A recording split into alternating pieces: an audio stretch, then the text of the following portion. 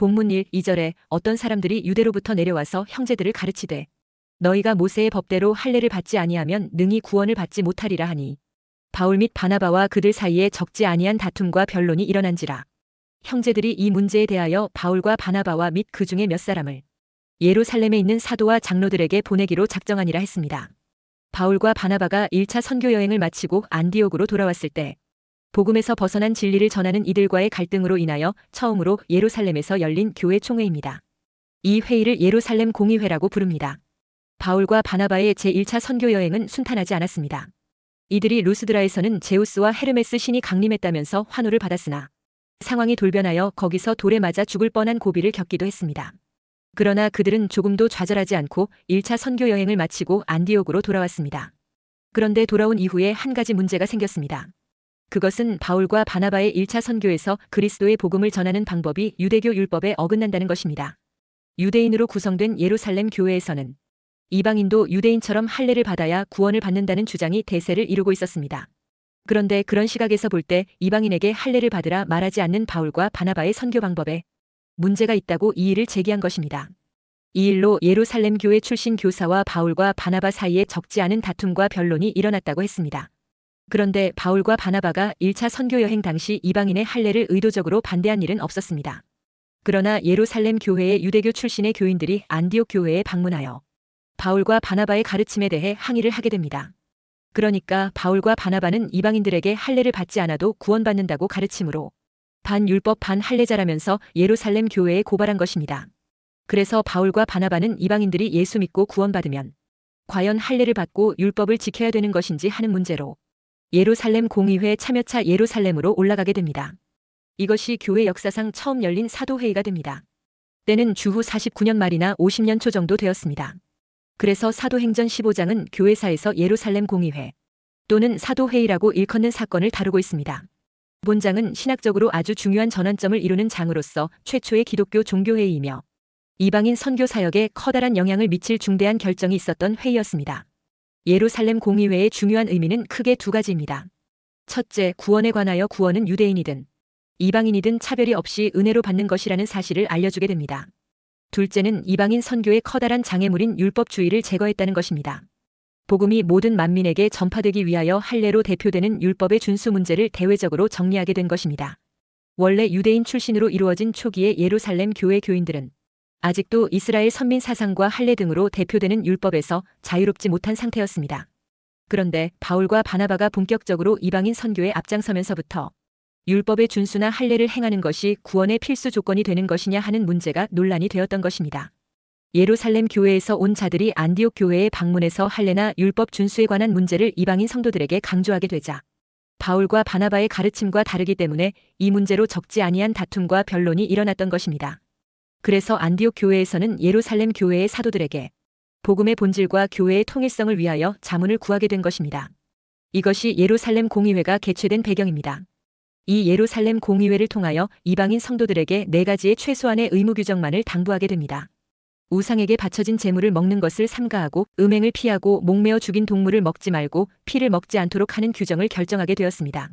첫째, 율법을 지키는 것과 상관없이 이방인들도 오직 예수님을 주와 구주로 믿는 믿음과 함께 은혜로만 구원받는다는 사실을 확인했습니다. 이방인들도 할례를 행하고 율법을 지켜야 구원받는다고 주장한 자들은 5절에 이 바리새파 중에 어떤 믿는 사람들이라는 것을 알 수 있습니다.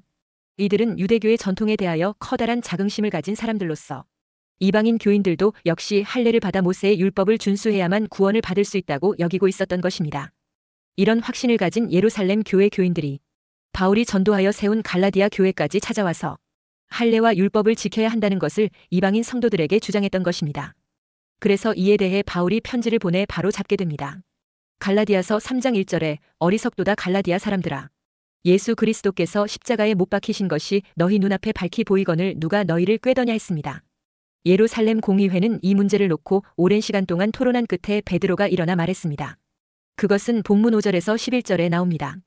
형제들이여, 여러분도 알다시피 얼마 전에 나도 이방인 고넬료에게 복음을 전했습니다. 그런데 그 이방인들이 예수님을 믿을 뿐 아니라 성령까지 받는 것을 보았습니다. 이렇게 하나님께서는 이방인일지라도 그들의 마음을 믿음으로 깨끗하게 하여 성령을 주시는 것을 보면 이방인과 유대인의 차별을 두지 않는 것이 분명합니다. 그렇다면 우리 조상들도 제대로 짊어질 수 없었던 이 율법의 짐을 이방 성도들에게 지워서 되겠습니까? 그러므로 이제 우리는 이방인도 유대인과 동일하게 주 예수님을 믿어서 은혜로 구원받는 줄로 믿습니다 했습니다. 베드로는 하나님이 율법을 폐하셨고 세상에 오신 예수님을 통해 율법이 하던 모든 기능이 성취되었기 때문에 더는 조문에 얽매일 필요가 없다는 사실을 체험적으로 고백했습니다. 이어서 바울과 바나바도 하나님께서 그들을 통해 이방인들에게 나타내신 표적과 기사를 증거했습니다. 12절에 온 무리가 가만히 있어 바나바와 바울이 하나님께서 자기들로 말미암아 이방인 중에서 행하신 표적과 기사에 관하여 말하는 것을 듣더니 했습니다. 그리고 마지막으로 당시 예루살렘 교회의 지도자 권위를 인정받고 있던 예수님의 친동생 야고보가 구약 아모스 말씀을 인용하면서 율법과 상관없이 이방인들도 오직 은혜로만 구원받는 것임을 선포합니다. 15, 16절에 야고보는 선지자들의 말씀이 이와 일치하도다 기록된 바 이후에 내가 돌아와서 다윗의 무너진 장막을 다시 지으며 또 그 허물어진 것을 다시 지어 일으키리니 했습니다. 여기 인용한 말씀은 아모스 9장 11절인데 그날에 내가 다윗의 무너진 장막을 일으키고 그것들의 틈을 막으며 그 허물어진 것을 일으켜서 옛적과 같이 세우고 했습니다.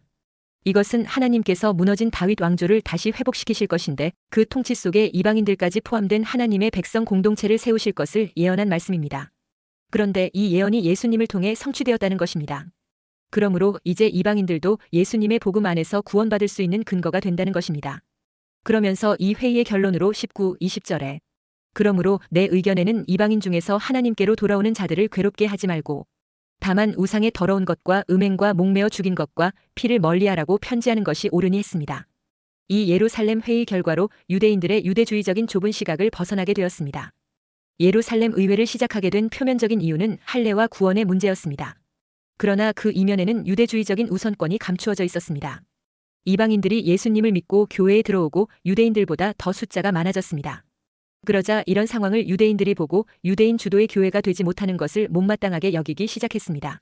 어떻게든지 유대인 중심의 교회가 되기를 바라는 사람들은 분쟁을 일으키게 되었습니다.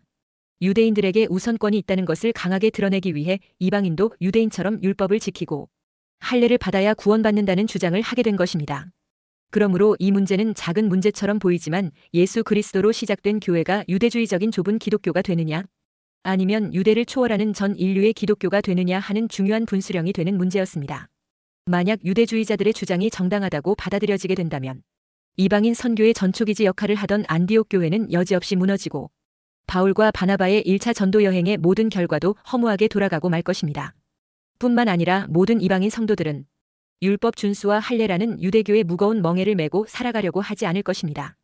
본문에 나오는 유대주의자들처럼 우리도 교회 안에서 자신이 가진 우월함이나 우선권을 내세우는 잘못을 쉽게 범할 수 있는 것입니다. 그러므로 복음을 먼저 받았다는 것이 유대인들의 자랑이 될 수 없고 할례를 받고 율법을 지킨다는 것이 유대인들의 자랑이 될 수 없습니다.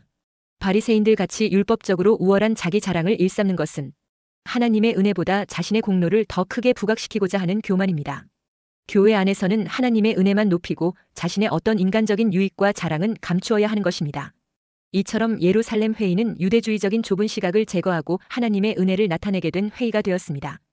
예루살렘 회의는 이방인과 유대인이 동일하게 은혜로 구원받는다는 사실을 드러내었습니다. 유대인이 할례를 받고 율법을 지켰다고 해서 그들은 구원받는 은혜가 덜 필요하고 이방인들이 할례도 없고 율법도 지키지 않았기 때문에 은혜가 더 필요한 것은 아니라는 것입니다. 어떤 사람이든지 예수 그리스도의 동일한 은혜로 구원받는다는 것입니다. 유대인이나 헬라인이나 모두 주님 앞에 동일하게 은혜가 필요한 존재라는 것입니다. 그러니까 예수 그리스도 안에서는 유대인이나 이방인의 신분 구별이 없어졌다는 것입니다. 신분 여부로 사람을 판단하려 해서는 안 된다는 것입니다. 흑인에게 은혜가 더 필요하고 여성에게 은혜가 더 필요한 것은 아니라는 것입니다. 우리는 예수 그리스도의 동일한 은혜 아래 있는 동일한 하나님의 자녀들인 것입니다. 예루살렘 회의는 유대인과 이방인을 구별하지 말라는 것이 하나님의 섭리라는 것을 드러낸 회의였습니다. 이리하여 복음이 더 넓은 지역으로 퍼져나가게 하는 기초를 마련하게 되었습니다. 예루살렘 회의로 유대주의적인 좁은 시각을 벗어나게 되었고 이방인과 유대인은 동일한 은혜 아래 있는 동일한 존재들이다 하는 결론을 얻으므로 바울은 제2차 전도 여행을 준비하고 출발하게 되었습니다. 예수님의 동생 야고보는 사도행전 15장 19절에 그러므로 내 의견에는 이방인 중에서 하나님께로 돌아오는 자들을 괴롭게 하지 말라 했습니다. 이방인들로 하여금 율법이나 할례를 강요하여 예수님을 믿는데 장애가 되게 하지 말라는 말입니다. 이제 이것이 이방인 전도의 기본 원칙으로 자리 잡게 됩니다. 그래서 바울은 이방인들에게 전도할 때 예수님을 믿는 것 외에 어떤 무거운 짐도 지우지 않으려 하였고, 그것은 많은 전도의 열매를 거두게 했습니다. 야고보는 율법과 할례의 부담을 줄이는 대신 당시 사회에서 보편적으로 지키는 규범을 준수할 것을 말했습니다. 즉, 우상의 제물과 성적인 방종과 목매어 죽인 동물과 피 먹는 일은 멀리 하라고 했던 것입니다. 둘째, 우리의 신앙생활의 갈등을 그치게 하는 것은 사도들의 가르침과 성경의 가르침입니다. 본문 6절에 사도와 장로들이 이 일을 의논하러 모여 있습니다. 여기 나오는 사도와 장로들은 성경적인 기독교 교리를 확정지을 당시의 교회의 중요 멤버들이었습니다. 이들을 통해서 기독교의 교리의 초석을 놓았습니다. 이들이 교리를 논하기 위해서 모였습니다. 그래서 문제를 해결하였고 그 결과 다른 주장을 하는 자들이 잠잠해졌습니다. 사도들이 놓은 기독교 교리의 기초가 교회의 갈등을 종식시킨 것입니다. 그러므로 교회는 성경적이고 사도적인 가르침 위에 서야 하는 것입니다. 성경적이고 사도적인 가르침 위에 서지 않으면 쉽게 사이비 이단의 미혹에 넘어가 희생물이 될 수 있습니다. 그러므로 교회와 성도들은 성경적이고 사도적인 진리의 터 위에 잘 세워져야 합니다. 예루살렘 회의 의장 격인 예수님의 동생 야고보가 아모스 선지자의 글을 인용하여 하나님께서 이방인을 위한 구원을 준비하셨음을 말씀합니다. 본문 15, 16, 17절에 선지자들의 말씀이 이와 일치하도다 기록된 바.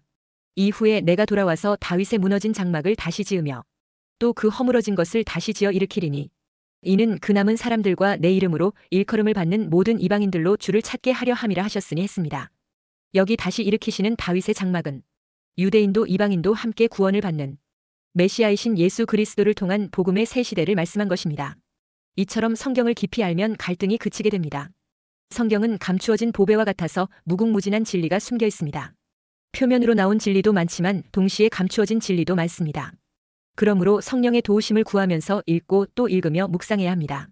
그러면 성경 속에서 성령께서 깨닫게 하시는 것이 있습니다. 이런 깨달음이 있을 때 갈등은 사라지게 됩니다. 다윗은 주님의 음성을 듣고 살았습니다. 시편 19편을 보면 다윗은 자연 속에서 주의 음성을 듣습니다. 또 성경을 통해서 하나님의 음성을 듣습니다. 혹은 기도를 통해서 성령의 음성을 들었습니다. 주의 음성을 듣는 동안에는 갈등은 없었습니다. 시편 73편에서 아삽이 갈등합니다. 왜 의인은 그토록 주의 뜻대로 살려고 해도 분초마다 연단을 받아 고통스러운데 악인들은 악하게 사는데도 왜 저렇게 잘 살고 평안히 죽는가 했습니다. 그러나 그가 성전에 들어갈 때 주의 음성을 듣자 의문이 풀립니다. 악인의 형통은 일시적일 뿐 장차 곧 영원한 고난 속에 들어간다는 것입니다.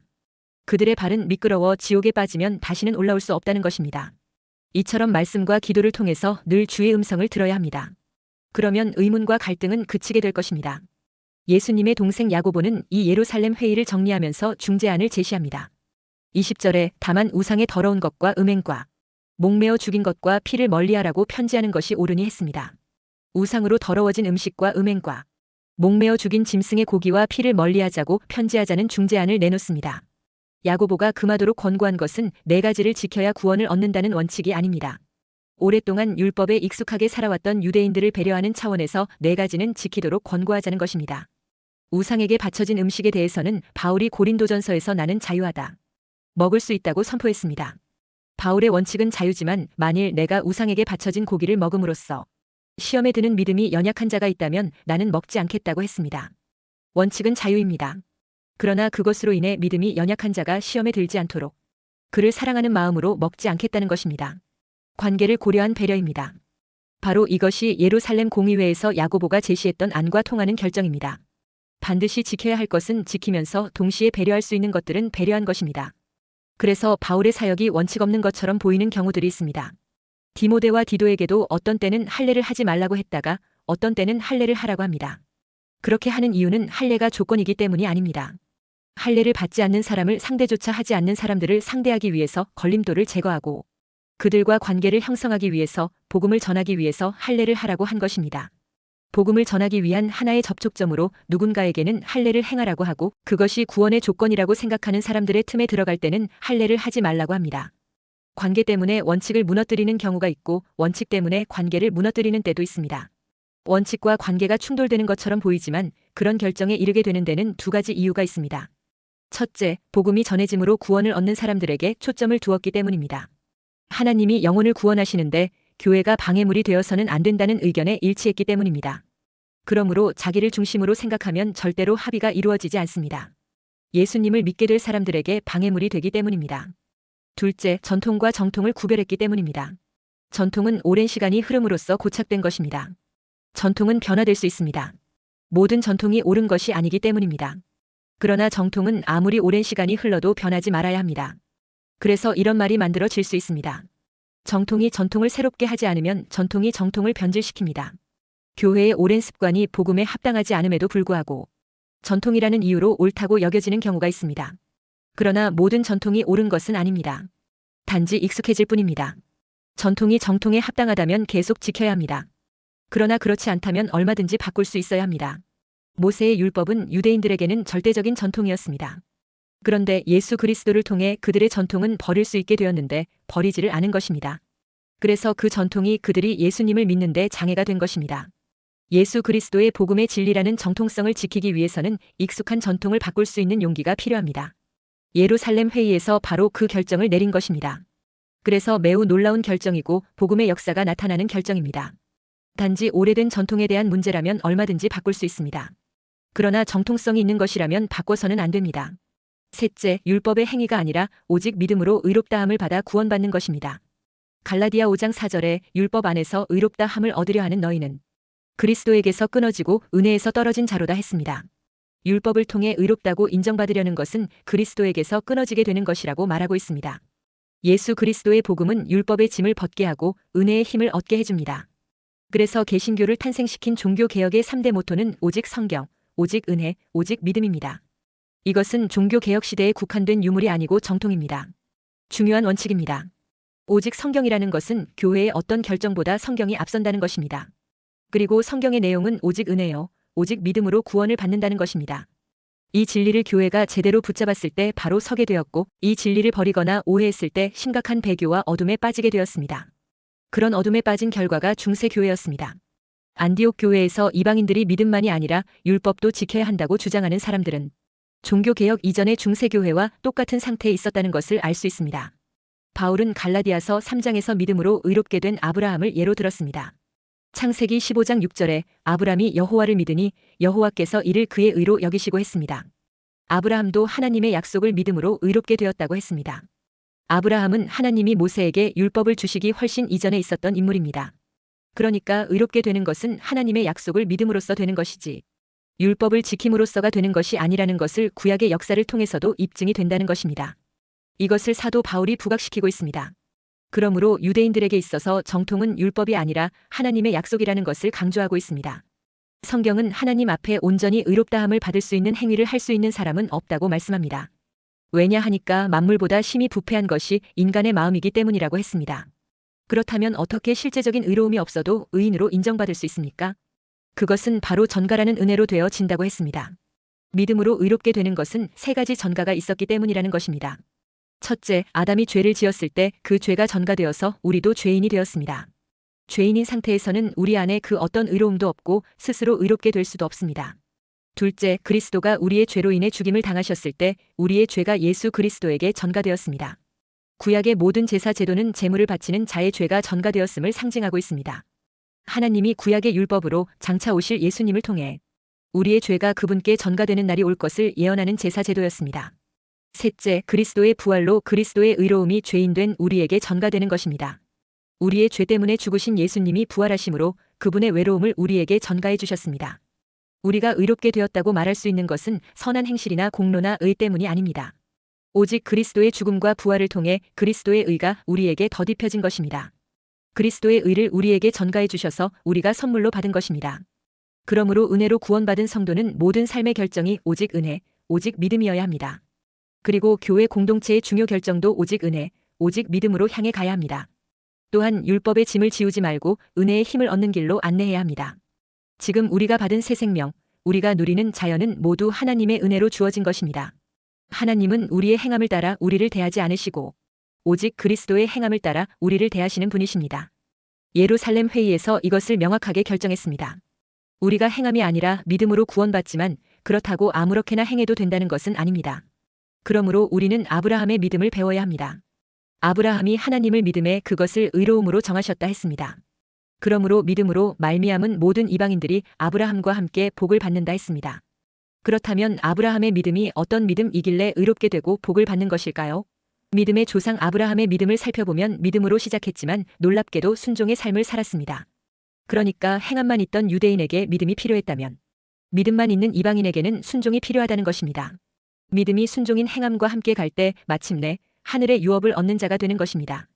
믿음의 조상 아브라함도 율법에 순종하는 자였다는 것입니다. 많은 성도들이 말세에 휴거받기를 소망한다고 말합니다. 그러면 에녹은 어떻게 휴거를 받았을까요?